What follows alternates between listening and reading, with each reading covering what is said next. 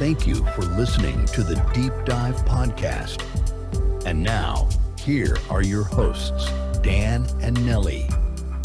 We got a really interesting note from a listener, Mr. Regner. He mentioned his fifth grade students over at Pfeiffer Intermediate School. They're starting this pretty important assignment called the Public Issue Poster. Basically, they pick an issue they care about, do some research, and then make a poster. The idea is to raise awareness there in their school. Now, okay, sounds like a great school project, right? But what they're learning, it's actually fundamental stuff. Really, really key for any of us trying to be engaged citizens today. So this deep dive, it's not just about their assignment. It's about the challenges, the tricky bits we all face trying to stay informed and, well, make a difference. Exactly. And what's fascinating here is that this kind of assignment, really, it isn't just homework. It's about building those skills you need for active participation in a democracy, helping contribute to the common good. Doesn't matter if it's a small community or a big one. So yeah, today we'll explore how we as adults can tackle these issues effectively, maybe go a bit beyond the basics they're starting with. Okay, so let's nail down the term first. What exactly is a public issue here? The materials we looked at define it pretty simply: a topic of importance to the community.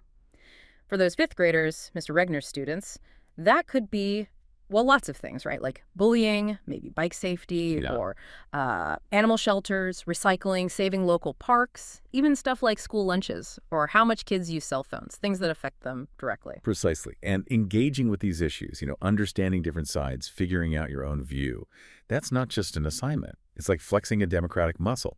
It really empowers you to find information, dig into it, organize your thoughts, and then share them. That's how you learn, how you voice your opinion, and how you ultimately help out.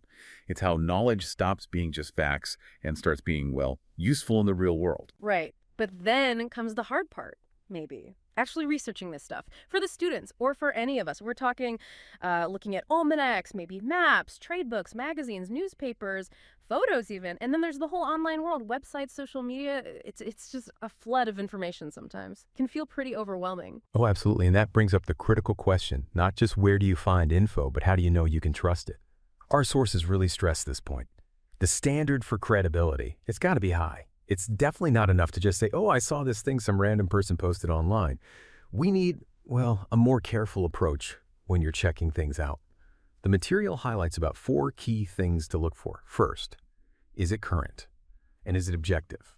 Is the information up to date? And is it presented fairly without a really obvious bias? Second, relevance. Does it actually relate directly to the issue you're digging into? Seems obvious, but yeah. Third, and this one's huge, validation. Do other reputable sources say the same thing? Think of it like building a case. You need more than one piece of evidence, right? Multiple trustworthy sources backing up the facts. And lastly, qualifications and reputation. Does the source generally get things right? Is the author someone who actually knows this subject? That third one, the multiple sources thing, yeah, that feels extra important today, doesn't it? It's not just checking one fact anymore. It's understanding the whole landscape of information around it. So, okay, let's say you've done the hard work, waded through the sources, checked for credibility.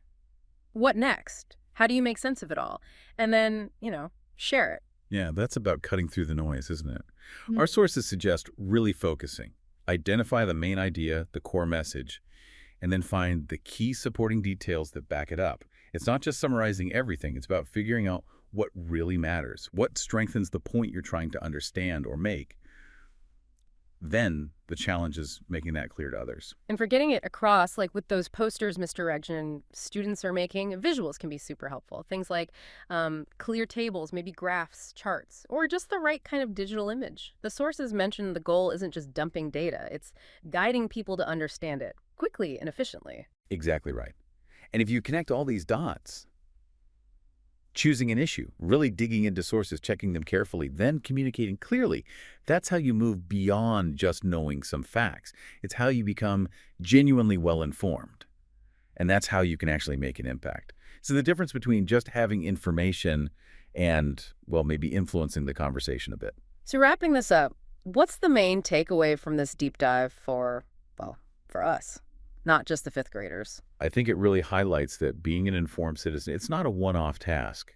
It's an ongoing process, isn't it? Every time you engage with a public issue, you're practicing these skills. You get a chance to deepen your understanding and maybe contribute something useful. Just think about how much stronger your voice can be when it's backed up by solid, credible research. So the question for you, the listener, is, what public issue out there are you curious enough about to really investigate?